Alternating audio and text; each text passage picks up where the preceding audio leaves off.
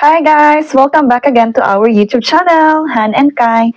So, it's a quick vlog lang about the information that I shared here or we shared here in our vlog, like last about the information of mariripan mo pa ba yung binayad mo for your integration course? Kasi I mentioned there na pagdating mo dito sa Germany is doon na magi-start yung 2 years. So I just want to clarify that information. So ito yung vlog thumbnail na na-share natin last time. So this information, I just want to clarify na hindi naman required na pagdating mo ng Germany as a new Auslander living here in Germany, then you need to undergo as soon as possible the integration course. So I just want to clarify that information na you need to undergo integrations course once the Ausländerbehörde or ABH send you a letter that you need to undergo integration course. And of course, kahit magstay ka pa dito ng ilang years, as long you don't receive a letter that you need to require integration course, is okay. So once you receive a letter from ABH or Ausländerbehörde, that's the time, of course there's a date, di ba? That's the time will the 2 years running. Like, within 2 years, doon mo siya dapat, kung sakaling nagbabayad ka ng integration course mo, dapat mapas mo less than 2 years yung integration course mo. So, ano ba yung integration course? The integration course is aiming that you need to pass the final examination. So, ano ba yung requirements? The final examination consists of 2 language tests. Namely, the German language test for immigrants like me, DTZ, and the Life in Germany test or Leben in Deutschland. So, that's one major requirements para ma-refund mo yung 50% na binayad mo. So, German language test, DTC certificate, and Life in Germany test or Leben in Deutschland. Na marireceive mo yon kapag napasa mo itong exam na to sa BAMF. They will send you this certificate. And then, that's the time you can possibly refund the 50%. So, dapat within 2 years na na-receive mo yung letter from ABH that requiring you to take the integration course. So, once that they give you and lumagpas na ng 2 years and you're paying it, you're decided kasi magre-renew ka ng residence permit mo and they are looking again for your certificate and you cannot provide. So, you cannot refund it na dahil yun ang one of major requirements. So, ano ba itsura nung integration or letter na yon? So, papakita ko dito. So, yan. So, kung sakali din naman na hindi ka makapasa, na first take mo eh hindi ka nakapasa, that's okay. That's okay. And then you plan to take again the second time na napas mo na siya. Second take mo, napas mo yung B1 exam mo. And then, basta within less 2 years na naibigay sa'yo yung letter, napas mo, may possible pa rin na ma-refund mo siya kahit second take ka na nag-exam. Okay?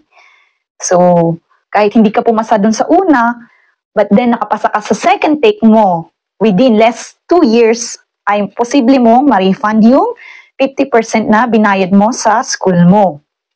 But then you still need to connect sa school mo kung paano mo siya ma-refund. Okay? Also, usually ba how much yung module na binabayaran natin? So, kung sakaling after mo mag-undergo ng assessment exam bago talaga yung integration course mo, dun mo malalaman kung anong level mo sa assessment exam. So, kahit na may German A1 certificate or nag-aral ka sa Philippines, may possible na bumalik ka dito. Like me nung during my assessment na mayroon na akong A1 certificate pero bumalik pa din ako sa level ng A1 dito sa Germany. Pero A1.2 ako nag-start sa aking integration course dito sa Germany. So, per module yon. So, A1.1, A1.2, A2.1, A2.2, B1.1, B1.2, and Leven in Deutschland. So, yan yung mga module na gagamitin para sa yung integration course. And normally, or kahit saan, na school, per module or per books, you need to pay 229 euro. Okay, that's the cost per module, 229 euro. Then, yung books ay hindi libre yun. Unless na lang if you have some friends na doon din nag-aral at doon ka rin kukuha ng, doon ka rin plan mag-aral, pwede mong hiramin sa kanila or bilhin na lang yung libro nila. So, normally, during my time, bumibili talaga kami ng libro. But it's not included in the school. Talagang ibibigay lang ng library namin yung book na dapat namin gamitin, tapos kami na bibili personally through our own pocket. Then, yung module, yun yung babayaran mo sa kanila. Yung explanation or yung class per module na 229 euro. So, for example, ay nag-enroll ako and then nasa B1 ang assessment exam ko, B1 level na ako. So B1.1, B1.2, Leven in Deutschland. So 229, 229, 229. So almost 700 euro yung sinetel namin. Then, yung kalahati ng 700 euro, yun yung babalik sa'yo na like 350 more or less euro. Yun yung kalahati na marirefund mo sa BAMF or your integration course. Basta within 2 years or within 2 years na nabigyan ka ng letter from Auslandebehörde. Okay? So I just want to clarify the information that I shared it here last time. Okay? So that's how the information on how can you refund your 50% that you pay in your school. So I will make as well a different blog on how to refund the procedure and what are the documents that we submit rather than the German language B1 certificate, DTZ, and the Leven in Deutschland that we provide. So we're gonna make a new blog about this. What are the procedure and how to get the half of the fee that we pay in my integration course. So, yeah. Hopefully, you get ideas on this and huwag kayong malilito dun sa, alam ko nalito na kayo. So, kaya gusto ko lang din talaga i-clarify na yung how to get or will be refunded by yung 50%. So, kung hindi ka nagbabayad ng school, like my Ukrainian classmate before, they don't pay the school. So, wala silang marirefund na kalahati na binayaran sa school. So, normally, kung sino lang yung nagbabayad ng school, yun lang yung possible na ma-refund.